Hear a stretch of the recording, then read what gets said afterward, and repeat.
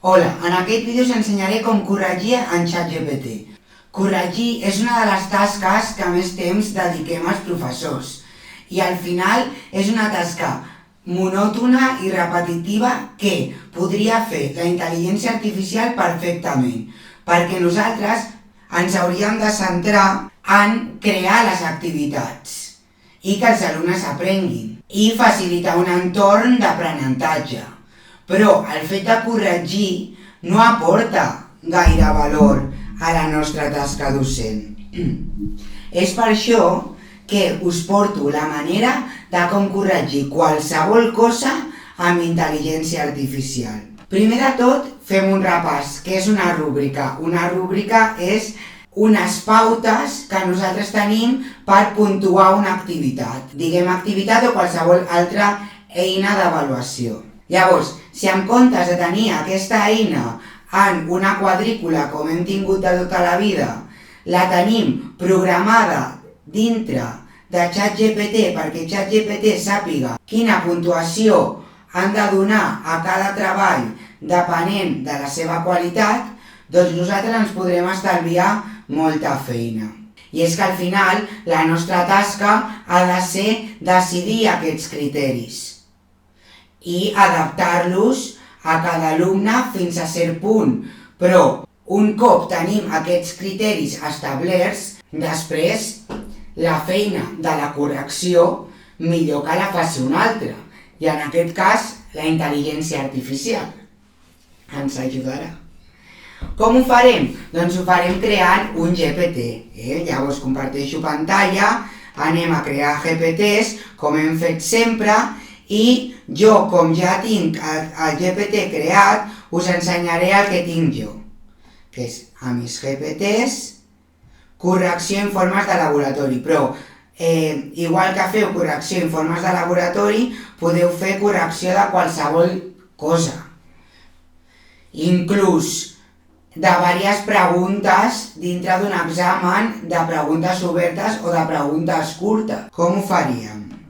Doncs aniríem a l'apartat de configuració del GPT i posaríem un nom, en aquest cas correcció informes de laboratori, i una descripció. I llavors, aquí a instruccions, primer li donaríem una funció i jo li he dit, ets professor de formació professional, perquè sabem que ChatGPT funciona molt bé amb el roleplay, li agrada molt el roleplay al ChatGPT, i has de corregir informes de laboratori d'estudiants de grau superior del cicle formatiu de química industrial i fer una correcció amb la justificació de la nota.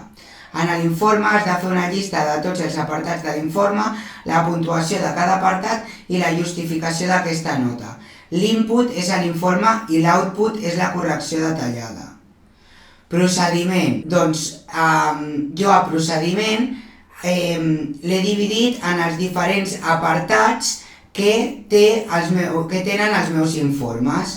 Els meus informes tenen una introducció, un marc teòric, un procediment, uns càlculs i tractament estadístic i unes conclusions. Llavors, aquí a cada apartat li he dit com vull que ho avaluï. A la introducció li he dit, l'estudiant fa un resum del contingut de tot l'informe de pràctiques.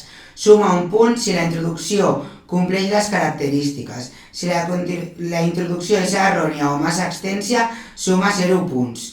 Justifica la nota de cada informe. Marc teòric. Explica la teoria relacionada amb l'experiment. Per exemple, si l'informe és de l'ús del viscosímetre de Cannon-Fenske, el marc teòric ha de ser sobre la viscositat cinemàtica.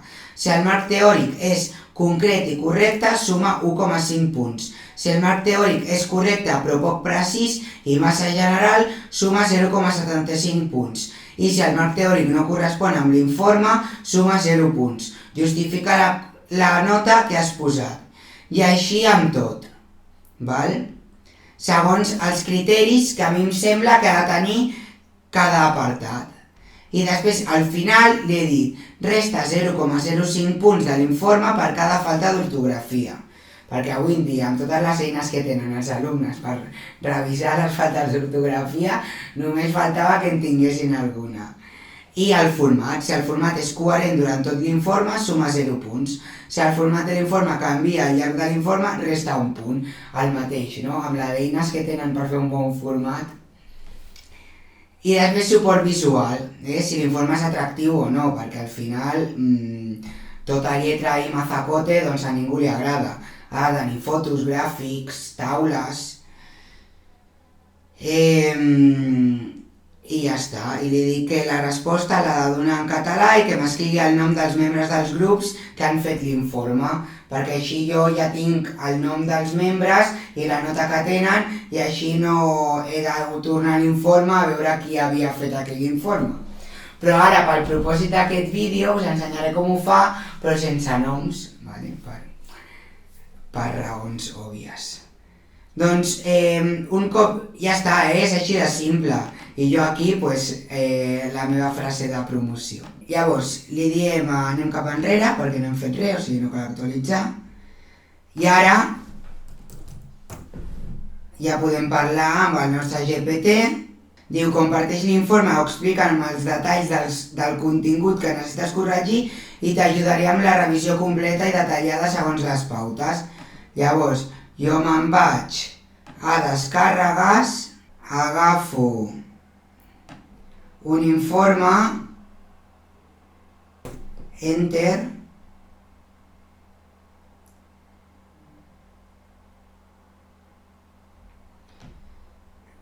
i llavors ja està mirant la introducció al marc teòric si compleixen els requisits que jo he dit que han de tenir.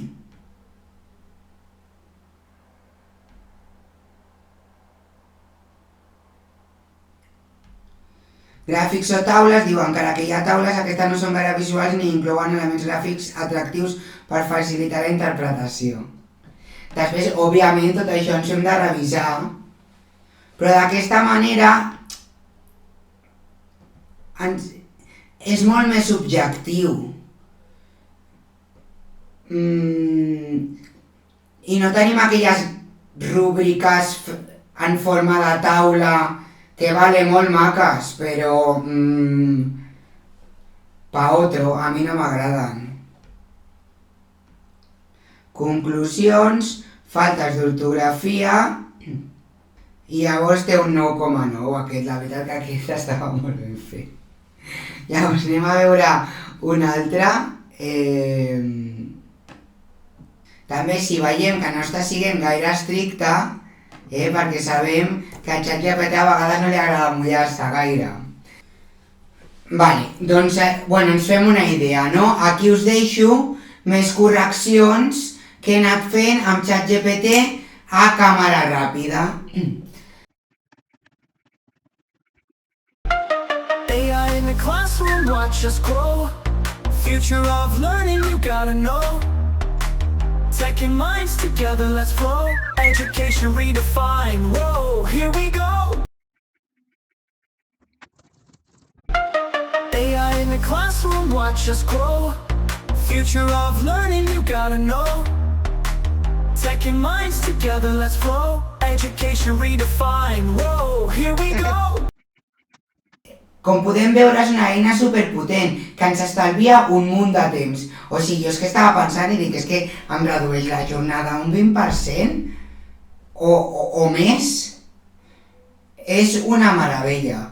Ahir havia de corregir 50 informes, perquè 5 informes en parelles, 30 alumnes, i si no hagués sigut per això, hagués estat tot el cap de setmana corregint.